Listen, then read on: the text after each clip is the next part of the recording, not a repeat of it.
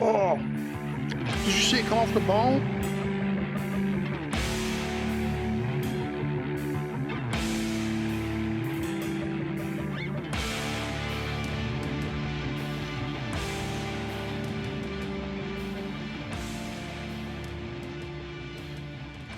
Last time we messed around with the Weber Q, we did a smoking experiment where we used the Altoids can and we slung it underneath the grill. I'm going to do that again. We're out doing some local boondocking, but this time I'm going to put a twist on it. We're doing St. Louis style spare ribs, but I'm going to put a Nashville hot chicken spin on them. Slow smoked ribs on a Weber Q1200 boondocking Nashville hot chicken style. Stop it. What you gonna do? You're gonna camp and you're gonna eat. That's what you're gonna do. We'll link the video to the other one below if you wanna follow us up on some more cooking. I love cooking on my big Weber kettle at home, but this is the stuff we do when we're out camping. So we're out here with no power hookups, kind of out in a field not too far from home, kind of getting away for the weekend. All right, so let's load this thing up and get it going. Okay, so we've got our little Altoids can once again, a piece of copper wire, and some wood chips. So let's pack up our tin with some wood chips. And then I'm going to undersling it on the bottom of the Weber Q to get some smoke. Everybody likes some smoke. My Weber Q is a little dirty, but that's because I've been using it.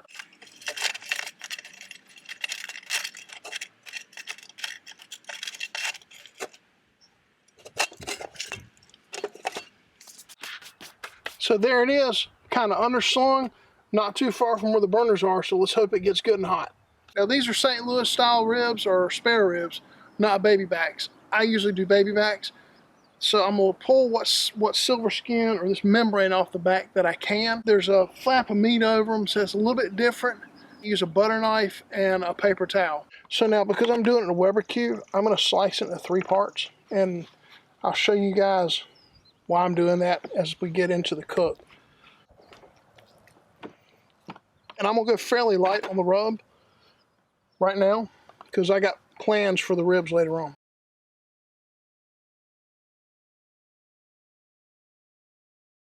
Now I've got the Weber little aluminum baking pan or roasting pan in here, but I'm using my Weber rib rack that I use when I do whole racks of ribs, so I can do 3 or 4 racks of ribs in my kettle. I'm gonna put it in here, and that's why I cut the ribs into 3 sections so that I can get them on here. So let's see how this works, all right? Wow, look at that. Let me close it down and we're gonna go as low as we can. I'm probably gonna have to put a spacer in here later on, but I'm gonna try to keep it around 250, not over 300, 275, 250. And I'm thinking about a 2-hour cook. So we'll see how it goes. It smells so good. And we gotta wait 2 hours.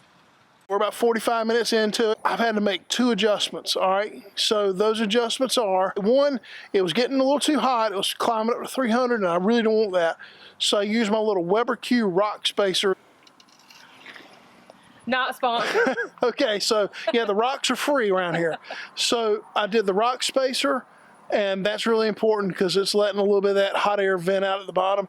The other thing that I ended up having to do is I heard it sizzling a little bit, and I realized that the way I had the ribs racked, the bones were actually touching that aluminum plate that's the heat shield, and so they were picking up a lot of that heat. So I went and I got the broiling rack, which is the wire rack that sits on top of that heat shield. We lifted it up, the rib rack, and put the broiling rack back on there. Now I'm not hearing that sizzling going on anymore, just a little bit of dripping and sizzling when the fat renders down, touches it. So I'm feeling a lot better about that. So those are 2 adjustments I've had to make. It's a learning experience, and there is just tons of smoke coming out of this grill right now. Okay, we're about an hour and 15 minutes into this cook, so I'm fixing to take a look and see what they're looking like, see if we're on the right track. Ooh, go away, bug.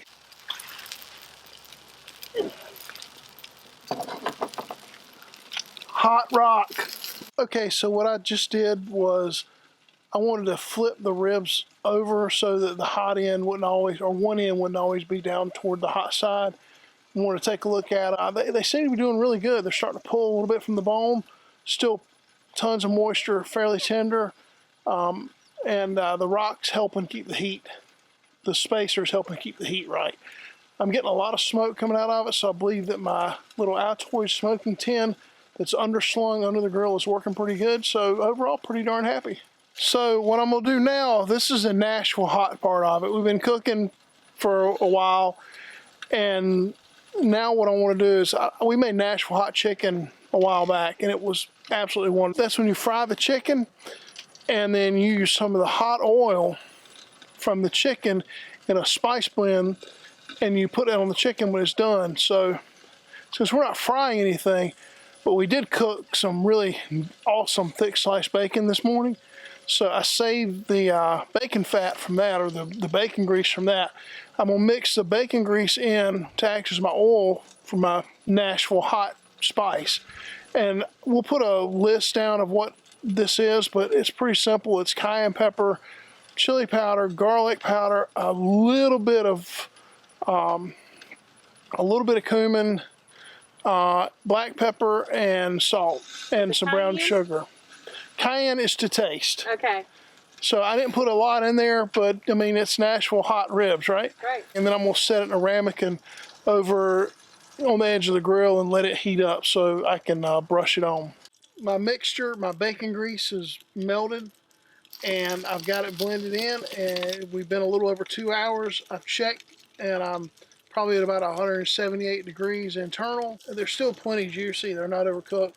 I'm gonna baste 2 of them with our Nashville hot sauce, and I'm gonna leave one plain for maybe for the wife who's not so sure she wants the hot stuff. So here we go. I like hot stuff. I just don't really want it tonight. Dang right you like hot stuff. Whatever. Afraid not. Oh! Oh, that is wrong! Are we there yet? Are we there yet? I wish we had smell-o-vision, guys. It smells so good. But if anybody out there knows how we can get it, just comment down below and let us know. Ooh, that's good. Mm-hmm.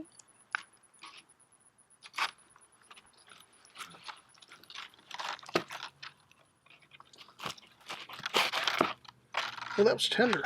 Mm-hmm. Okay.